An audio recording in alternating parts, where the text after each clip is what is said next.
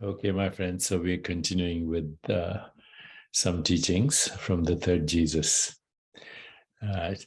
Jesus on enlightenment. Jesus as a ticket to enlightenment. So, lesson 3. For my yoke is easy and my burden is light. What does this mean? It means that existence becomes more effortless as you move in the direction of divine consciousness or soul consciousness or self-realization or source consciousness or presence consciousness or Brahman consciousness or Jesus consciousness or Buddha consciousness or whatever you want to call it, presence. Jesus speaks on 2 levels, one higher and one lower. The lower level, the physical, is full of burdens. But Jesus assures his followers that the divine will open the way and remove obstacles, sometimes through miraculous means. Miracles are nothing other than synchronicities. This is the same as saying that life on the spiritual path is much easier than the struggle of everyday life. On a higher level, Jesus is using the voice of pure consciousness, of pure spirit. The soul is saying, be one with the divine, be one with the source. If you do, your struggles will end. In the East, this is the promise of yoga or union with the divine. The self of the individual is the self of the universe.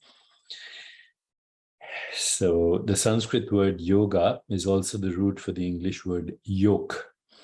It's not a stretch to hear Jesus saying, union with the divine is easy, and then my burden is light. Light has no burden, right?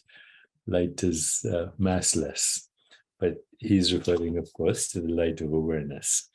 This is an inspiring reminder whenever you are tempted to think of Jesus as a tragic figure fated to shoulder the burdens of a sinful world. So today I'm going to share an exercise with you. Today, in whatever you can do, go with the flow. Do not resist or oppose. Do not control. Proceed through your day without expectations.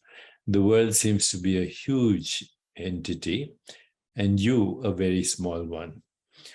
But in truth, the world is flowing through you. You are its source. To realize that truth, you just start to live as if it is true. You can think of this as an input-output exercise. When you operate out of a belief that the real world is out there, and I mentioned before, there's no out there, but when you believe that the real world out there is pushing against you, your mental input manifests as obstacles, resistance, and struggle. But if you operate from the belief that you are the source and the world is secondary, then events will move smoothly with time and room to spare. Solutions to problems will begin to come effortlessly. In practical terms, the best advice is hang loose. When you meet a familiar situation that angers or frustrates you, don't fall back on your old reactions. That's recycling of karma.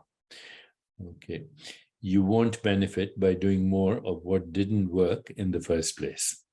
Allow the divine in you, the spirit in you, the soul in you, the presence in you to take over, even in a small degree. Wait and see what the universe has in mind. You will be surprised at how powerful this exercise can be once you dedicate yourself to it. The universe cooperates with you once you know that your desire and the desire of the divine in evolution are the same desire. So more on this as we proceed with our master classes. Just let me know if this is useful. Thank you. Have a great day.